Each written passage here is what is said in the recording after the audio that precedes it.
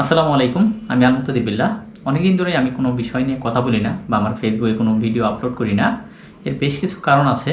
তারপরে অনেক সময় অনেক কিছু হয়ে যায় যেগুলো নিয়ে কথা বলা উচিত। এই ভিডিওটা দেখার পরে আপনারা আমাকে ভীতু ভাবতে পারেন, সেটা আপনাদের দৃষ্টিকোণ। কিন্তু আমি একটা গল্প সবার আগে শেয়ার করতে চাই। আমি যখন 17 সালে কলেজে ভর্তি হই, টাঙ্গাইল মেজর জেনারেল মাহমুদুল হাসান আদর্শ মহাবিদ্যালয়ে, তো তখন থেকেই আমি একটা ভীতির মধ্যে সবসময় চলাফেরা করেছি। কারণটা কি?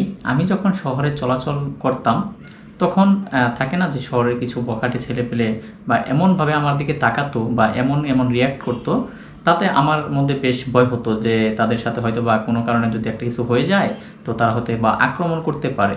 তো এরকম ভয় নিয়ে সবসময় চলতাম। কলেজেও তো একটা ইনসিডেন্ট হয়েছে যেগুলো আমার সাথে অন্যায় টাইপেরই হয়েছে। আমি সেগুলো যথাসম্ভব এড়িয়ে চলার চেষ্টা করতাম। যদি আমাকে কেউ একটু হুমকি ধামকিও দিত, কেউ কোনো কথা বলতো বা বলে না পায়ে পাড়া দিয়ে ঝগড়া করার চেষ্টা করতো, আমি সেই জায়গা হতে সেটাকে হ্যান্ডেল করে সেখান থেকে সরে পড়ার চেষ্টা করতাম। কারণ আমার মধ্যে একটা বিষয় কি, আমি মানুষকে ভয় পাই না, কিন্তু মানুষের কথাবার্তা, মানুষের আচরণ, এই সব জিনিসকে আমি খুবই ভয় পাই। আমি যখনই কলেজে যেতাম কিংবা প্রাইভেটে যেতাম তখন তো একাই যেতাম, কিন্তু যখন আমি বিভিন্ন জায়গায় বেড়াতে যেতাম, ধরেন শহরের মাঝে যেহেতু এসপি পার্ক, ডিসি লেক বা উদ্যান এরকম জায়গা যেগুলোতে আছে সেগুলোতে কোনো বন্ধুকে নিয়ে যেতাম কিংবা ম্যাচের কোনো বড় ভাইয়ের সাথে যেতাম, তখন আমি কমফোর্ট ফিল করতাম। তখন আমার মনে হতো যে না, এখন যদি কেউ অন্যায়ভাবে কিছু করতেও আসে, বিষয়টা হচ্ছে আমি প্রথমত আমি কোনো ঝামেলার ছেলে না, আমি কোনো বিষয় নিয়ে কোনো ঝামেলা করতে পছন্দ করি না। কোথায় কোনো ঝামেলা হলে সেগুলো এড়িয়ে চলারই চেষ্টা করি। তো যখন এই বিষয়টা হতো, আমি দেখা যেত যে ম্যাচে বড় ভাইদের নিয়ে যেতাম বা বন্ধুদের সাথে যেতাম, তখন নিজেকে একটু মনে হতো নিরাপদ যে না, এখন কেউ কিছু সহসাই করতে সাহস পাবে না বা করবে না। তো এরকম আমি পড়াশোনার মধ্যেও ফেস করেছি, কিন্তু বারবারই আমি চেষ্টা করেছি আমার কোনো অন্যায় না থাকলেও বা আমার কোনো সেখানে ভূমিকা না থাকলেও সেই জিনিসগুলো থেকে আমি নিজেকে সরিয়ে রাখতাম। কারণটা ওই যেটা বললাম, যে মানুষের আচরণ, বিশেষ করে বাংলাদেশিদের আচরণ এরকম পর্যায়ে যে তারা তুচ্ছ ঘটনাকে কেন্দ্র করে অনেক কিছু করে ফেলে। যে ঘটনাটা প্রাইম এশিয়া ইউনিভার্সিটিতে ঘটে গেল, সামান্য একটা হাসিকে কেন্দ্র করে জীবনই দিতে হলো, কিন্তু ঘটনাটা যদিও সেই মেয়ের সাথে করেনি। কিন্তু কাহিনী হচ্ছে ছেলেরা যেটা করতে খুবই কঠিন হয়, মেয়েদের ক্ষেত্রে অনেক কিছু সহজভাবে নেওয়া হয় সমাজে। তো এটা নিয়ে পরে কথা বলবো। তো এরকম আমি অভিজ্ঞতার মধ্যে সবসময় বেড়ে উঠেছি, বড় হয়েছি, কিংবা এখনও গ্রামে তো সেই বিষয়টা নেই, কিন্তু এই যে শহরে এখনও যদি কোথাও যে এখন ঢাকায় এসেছি, এখনও আমার কিন্তু একা কোথাও যেতে অনিরাপদ মনে হয়। কারণটা কি? বাংলাদেশের আইন ব্যবস্থা, শাসন ব্যবস্থা। বাংলাদেশে সব কিছুরই একটা আইন আছে এবং আইনের লেখাগুলো এত চমৎকার, আপনাকে দেখলে মনে হবে যে আসলে আমি খুব সত্যি সুন্দর একটা দেশের সুন্দর সিস্টেমের ভিতরে বসবাস করছি। কিন্তু বাস্তবিক অর্থে এই আইনের কোনো প্রয়োগ নেই, কোথাও কোনো প্রয়োগ নেই। আপনি দেখেন যে কারো জীবন চলে যাচ্ছে, কেউ ধর্ষণ হচ্ছে, অনেক ধরনের অন্যায় হচ্ছে, কিন্তু সেগুলোর যথোপযুক্ত প্রমাণ থাকার পরেও বিচার ব্যবস্থা এতটাই ধীরগতির, অনেক সময় অনেকে বিচার পাই না, অনেক সময় যারা বিচার পায় এটা এত দীর্ঘ সময় হয়ে যায় যে সেই বিষয়ে কেউ মনেই রাখে না, যদিও এখানে কিন্তু যথোপযুক্ত প্রমাণ আছে। তো আপনি বাংলাদেশ সবাই বলে যে ইসলামিক একটি রাষ্ট্র বা মুসলিম সংখ্যাগরিষ্ঠ রাষ্ট্র, সেটা হলেও কিন্তু বাংলাদেশে ইসলামিক আইন নেই।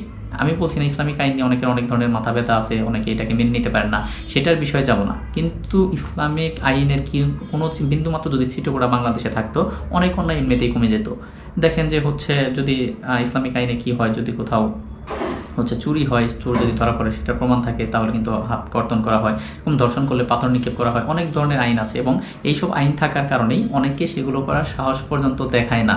দু একটা ইনসিডেন্ট যে কোনো জায়গায় ঘটতেই পারে, যেহেতু মানুষ মাত্র, ভালো খারাপ আছে, ভুল করবে, অনেক কিছুই হয়, অন্যায় করে, কিন্তু দু একটা ইনসিডেন্ট এটা একটা মেনে নেওয়ার মতো। কিন্তু যখন অহরহ এই ধরনের ঘটনা ঘটতে থাকে তখন কিন্তু বিষয়টা আর মেনে নেওয়ার মতো নয়। তো বাংলাদেশে দেখা যায় যে এই আইনের যদি সুশাসন প্রতিষ্ঠা না হয়, একটা বিচার ব্যবস্থা হাতে নাতে প্রমাণ থাকার পরেও, দোষী থাকার পরেও, সাক্ষী থাকার পরেও, সব কিছু থাকার পরেও যদি একটা জিনিসের বিচার সম্পন্ন হতে অনেক বেশি সময় নিয়ে নেয় বা যদি বিচার নাই হয়, এদেশে এমন একটা অবস্থা যে পাখি মারার চেয়ে মানুষ মারা সহজ। তো এ থেকে মুক্তির একটাই উপায় আইনের সুশাসন প্রতিষ্ঠা করা। মুখে মুখে শুধু না বলে আইনের সুশাসন প্রতিষ্ঠা করা। যেই অন্যায় করুক, সে যে কোনো দলের, মতের, ধর্মের যে কোনো বিষয়ের হোক না কেন, সেটার বিচার যত দ্রুত, দৃষ্টান্তমূলক শাস্তি সেটার করা উচিত, এবং সেগুলো জনসমক্ষেও অনেক কিছু প্রকাশ করা উচিত যাতে মানুষের ভিতরে ভয়টা থাকে। যেখানে দেখেন ধর্ষণকারীকে কিন্তু পাথর নিক্ষেপ করা হয়, এটা যখন মানুষ দেখে, যেহেতু এখন সবাই সামাজিক যোগাযোগ মাধ্যম ইউজ করে, তো সবাই যখন এই ধরনের দৃশ্যগুলো দেখবে তখন কিন্তু তার মধ্যে একটা ভয় থাকবে, না আমার সাথে এরকম কিছু হতে পারে। পারে। তো বাংলাদেশে এই বিষয়টা না হলেও যে আইনটাই আছে সেই আইনগুলোকে এমনভাবে প্রয়োগ করা হোক যাতে এই অন্যায় করে কেউ পার না পেয়ে যায় এবং ভবিষ্যতে কেউ এই ধরনের অন্যায় করতে অন্তত দুবার হলেও ভাবে।